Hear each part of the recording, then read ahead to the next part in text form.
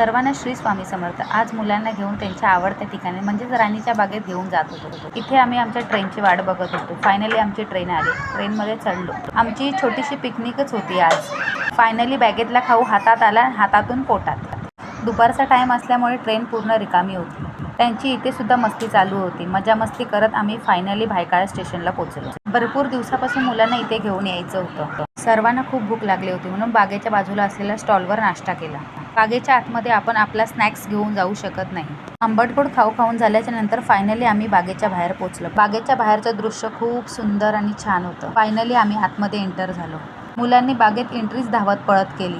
बागेच्या आतला परिसर खरंच खूप नीट अँड क्लीन होता। ऊन तर खूप होतं पण बागेत फिरायची मजा काही निराळीच होती। आतमध्ये एंटर झाल्याच्या नंतर राईट साईडला तिकीट काउंटर होतं। तिकीट काढून आम्ही आत एंटर झालो। खरंच खूप सुंदर असं दृश्य आतमध्ये पाहायला भेटलं। बाहेर असे आर्टिफिशियल प्राणी आणि पक्षी लावले होते। ऊन भरपूर असल्यामुळे मुलं थोडी कंटाळली होती। पण आता पुढे गेल्यावर टायगर बघायला भेटणार ही त्यांना कळल्यावर त्यांची एक्साइटमेंट लेवल आणि एनर्जी खूप वाढली होती। मुलांची इथेही मजा मस्ती चालूच होती। आजूबाजूला उडणारे पक्षी खूप सुंदर आणि छान वाटत होते। आतमध्ये स्नॅक्स अलाउड नसल्या कारणामुळे तिथले रस्ते खूप स्वच्छ होते आणि आज ऑफ डे असल्यामुळे पब्लिकही खूप कमी होती। फायनली आम्ही टायगर पॉईंटवर पोहोचलो। आज ऑफ डे असल्या कारणामुळे गर्दी खूप कमी होती। थोड्या वेळ वाट बघितल्याच्या नंतर फायनली आम्हाला टायगर दिसला। वाघाला समोर बघितल्यावर खरंच कळलं की ह्याला जंगलचा राजा का म्हटलं असेल। त्याची चाल एकदम अळकीत होती। काचेच्या बाहेर असलेल्या लोकांना तोही रुबाबात बघत होता। मुलांनी सुद्धा हा क्षण खूप एन्जॉय केला। जवळून वाघ बघण्याचा त्यांचा एक्सपिरियन्स खूप छान होता। पुढे आल्यावर आम्ही लेपर्ड पॉईंटला गेलो। तरस आणि लेपर्ड यांचं सेक्शन बाजूबाजूला होतं। इथे जाण्यासाठी असे 2 वे होते। तरस म्हणजेच हायना आणि लेपर्ड असे हे 2 सेक्शनमध्ये डिवायडेड होते। इथे आल्यावर फायनली आम्हाला लेपर्डची ही जोडी दिसली।